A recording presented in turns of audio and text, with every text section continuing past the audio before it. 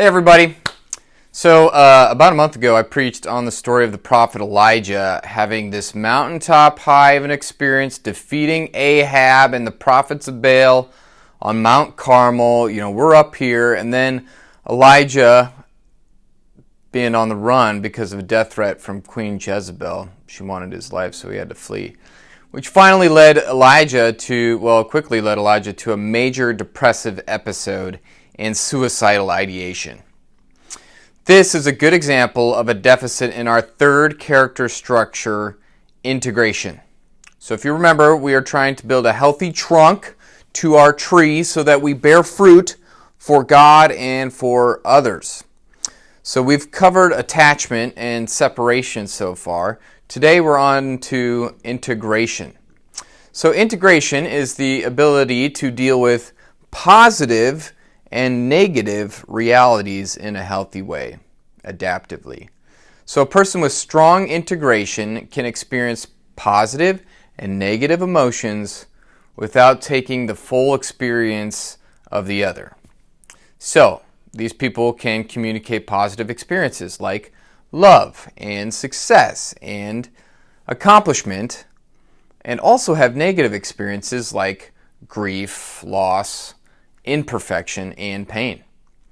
And in the midst of pain and suffering, those with a high level of integration can experience moments of happiness and joy without denying the harsh reality that they're experiencing. So for these folks, momentary difficulties do not take away from the whole emotional experience. They can struggle with beating themselves up and condemning themselves. They can also share in other people's struggles without condemnation. So, back to Elijah. He had an extremely positive emotional experience defeating the prophets of Baal on Mount Carmel. What a mountaintop high. And this was done by a miraculous display of God's power, of course. So God's with him. He is for him, right? But just shortly afterwards, when faced with difficulty, he was completely crushed. All the good feelings gone.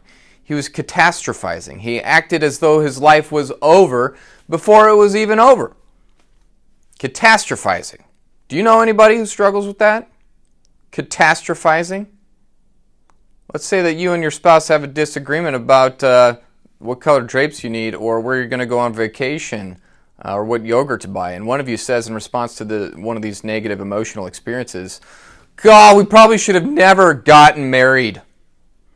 It's never going to work out." That is an example of not being able to integrate your emotions all that well. Some other indications of emotional regulation issues include rigid black and white cognitive processes like "you always," or "you never," or "I can't." Another one is perfectionism and self-judgment. Any perfectionists out there? You know? High levels of shame, blame, and defensiveness. That's another one. These people just cannot handle criticism or feedback. They just can't handle it. Another issue is an unhealthy strive for positivity from others or from themselves. These are the people pleasers. They just want everybody happy.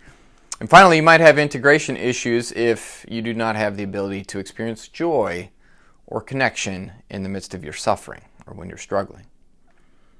So, there you have it.